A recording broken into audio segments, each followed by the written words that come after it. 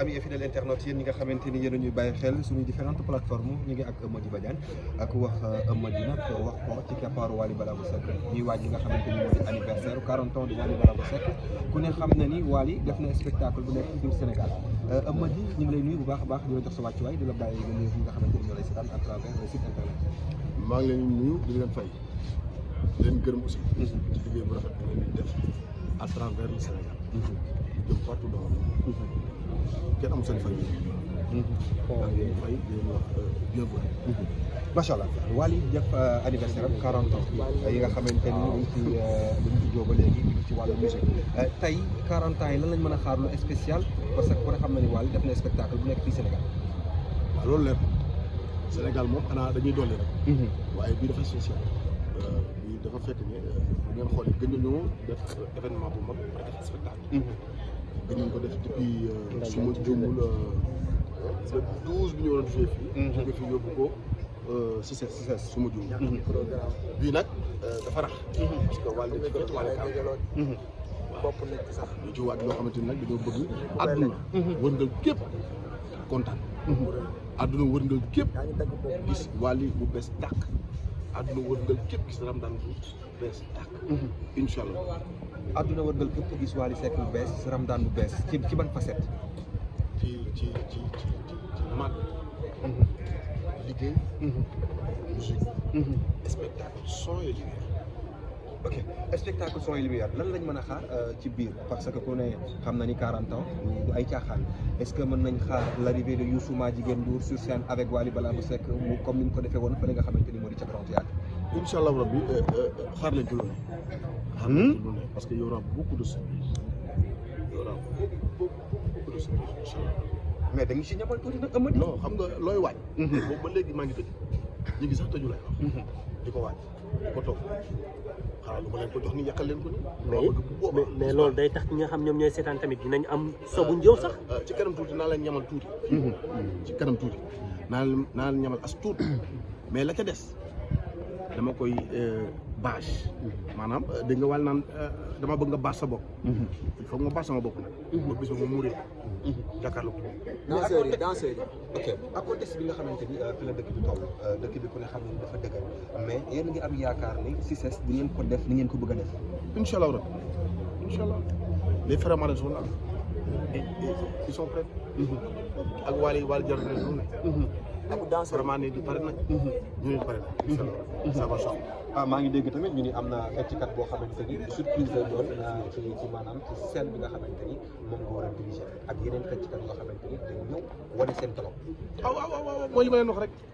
nee naa leen li ngeen gis du ngeen mës a gis. y aura beaucoup de surprises.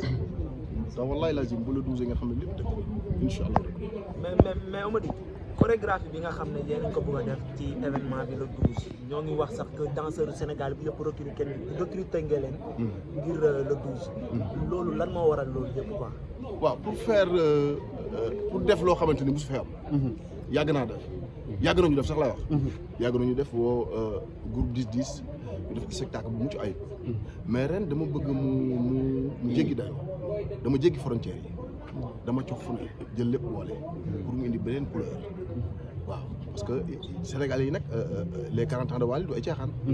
waaw du ay caaxaan. il faut ñu wane ci loo xamante ni nag lu jéggi dayoo la. Eumeudi man la daal Dakar mais daal dama fay gis non mais man la daal dama fay gis ñoom Baye Ndiaye ak Albourakh lan lañ ci bis bi biir foire ñu ngi fiy jaabante boobu ba léegi lu xew. waaw ñooñu il fait partie de la famille c'est la famille ku xam Baye Ndiaye xam ne moog Wally c'est la famille loolu du sax ay question.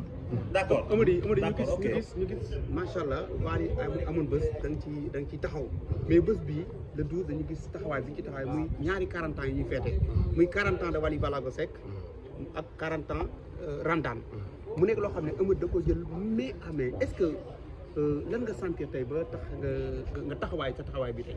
waaw mais c'est normal. ñaari 40 ans ngeen di man awma leen lu Wally. bu fekkee di dund ci musique dem bay feete 40 ans bu demee ba taxu ba feete 40 ans dañoo war a indi lu bees tàq. loo xam ne bu ñu ko yàqee Sénégalais ñëpp ñi nekk ci monde bi yëpp kontaan. c'est normal. et puis 40 ans yi dafa am junj lu bari. dafa am junj lu bari. dafa junj l'année naissance boo xoolee sax dañ ci wax album bi dafa am lu muy junj la naissance de Wally album bi nga xamante ni moo togg album boobu maanaam Papa Thione album ba mu ca génne ci même année bi ci la Wally judd te album boobu moo taal Wally moo taal Papa Thione xamoon nañ Papa Thione waaye album boobu moo taal Papa Thione ba àdduna gën ko ràññee te ci année boobu la Wally judd c'est très important yaa ngi dégg ñu boole loolu lépp war ko décortiquer album bi lépp a ngi ci biir mais dañ ko war a décortiquer wane lépp sur scène te loolu dafa laaj liggéey bu mucc ayib te ñu ngi ci incha allah rabbi bu bés baa li ngeen gis lu jéggi day incha allah mais Amady taxawaayu Amady ci Wally parce que gis nañu y a plusieurs manquements ku ci mel ni Ameth Thiou ak ki nga xam ne moom mooy Ndiaga Waro mu affecté loolu dafa mel ni Amady moo tax mu bëgg a taxaw fépp fi nga xam ne Wally gis na fenn foo xam ne dafay senn mu war fa war a mun a taxaw sa taxawaay ci Wally lan la ba exactement nga bëgg a jël yëpp teg ko sa kaw.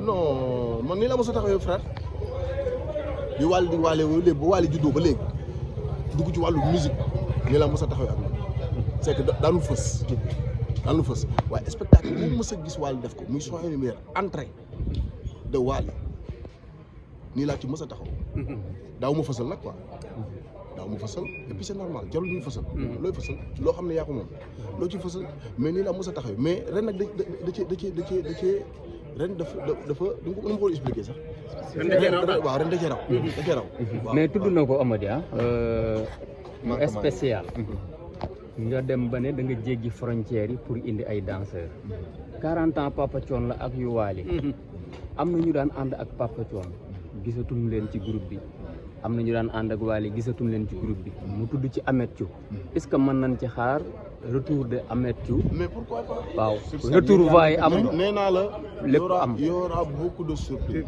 waaw loolu koy tëj y aura beaucoup de fan yële gis nañ ko mu génn moom di tooñ na ko Wally jox 50 millions mu ñëw waaye bu bëggee sax Wally da ko jox lu ëpp 100 millions loolu du problème loolu ay détails voilà c'est la famille waaw Ameth Thiou est là voilà wallaay la on termine avec Mor Talla Fall ku ne xam na lu nekk lu ko dal mu nekk un jeune sénégalais boo xamante ni mi ngi doon investir di dimbali boppam di dimbali li nga xamante ni moo di jeunesse bi doonoon ku loo xam ne doonoon entreprendre tey lii dal ci kawam mu nekk seen frère naka ngeen ko dundee ak moom waaw tiis ak naqar mais nag gëm yàlla quoi xam ne àdduna nii la dama koy ñaanal di ko wax courage mon frère bat-toi et xam ne àdduna lii rek la waaw yal na la yàlla jox yeneen yu gën yi nga yoroon ay place maanaam yàlla sax jox maanaam daal yi nga doon jëndi yal na la yàlla jox usine ndax nag quoi qu'on puisse dire moo tax la ko baax la waaye macha allah gis ngeen fi mu commencé